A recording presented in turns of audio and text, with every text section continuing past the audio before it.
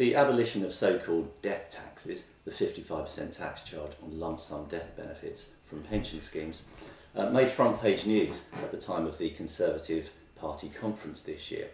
When we looked at the detail, when we actually got it later in the day, it was clear that there wasn't going to be an absolute abolition of death taxes. Before we look at the detail, let's just remind ourselves of what the current pre-announcement position is or was, and that is that if you died with a pension fund drawing benefits, then regardless of your age at the point of death, there will have been age 75, after age 75, then, or not, whether you were drawing down from it or not, then you will have had a 55% tax charge on the benefits. Again, inheritance change. Well, what was proposed is that for payments of death benefits made after the 5th of April 2015, there would be no 55% tax charge if you died before age 75, regardless of whether the benefits were crystallised or not.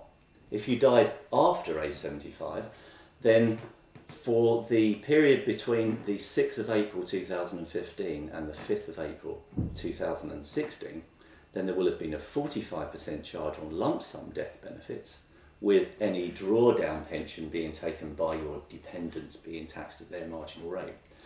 For death after the 5th of April 2016, then whether you took a lump sum, your dependents that is, took a lump sum or a pension, a drawdown pension, then that payment will have been taxed at their marginal tax rates. So what has actually changed here is that for all payments of pension fund benefits taken as drawdown or lump sum made following the death of a person under age 75, there will be a complete abolition of tax. So that's complete abolition of tax on a lump sum benefit, complete abolition of tax on a drawdown benefit. So truth there in the description abolition. For deaths after age 75, as longevity goes the way it is, more and more people are surviving beyond age 75.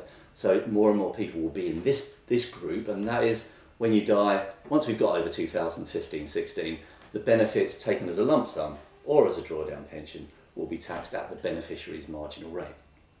Three of the questions that we hope will be answered once we get the detail from the autumn statement on the 3rd of December are these. The first is to whom benefits can be paid on death from a pension fund. Currently, lump sum or drawdown benefits have to be paid to a dependent, typically a surviving spouse or someone who is financially dependent on you.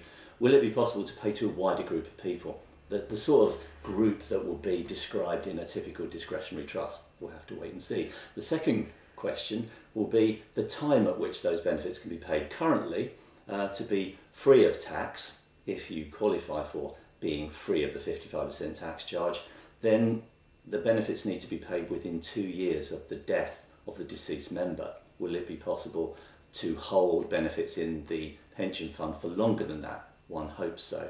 And the last is quite a complex question actually. What aspects will need to be taken into account to decide whether to leave the fund invested inside the pension, free of capital gains tax and income tax of course, so that looks quite appealing, or whether to actually transfer the funds out into a spousal bypass trust and have them held outside of the pension, where the surviving spouse, for example, could access the money by way of loan, for example. There are many facets to take into account. I don't think spousal bypass trusts will by any means be just reduced to being completely irrelevant in the wake of these changes, but we won't know the detail until we see more from the autumn statement on the 3rd of December. So plenty to look forward to in the run-up to Christmas.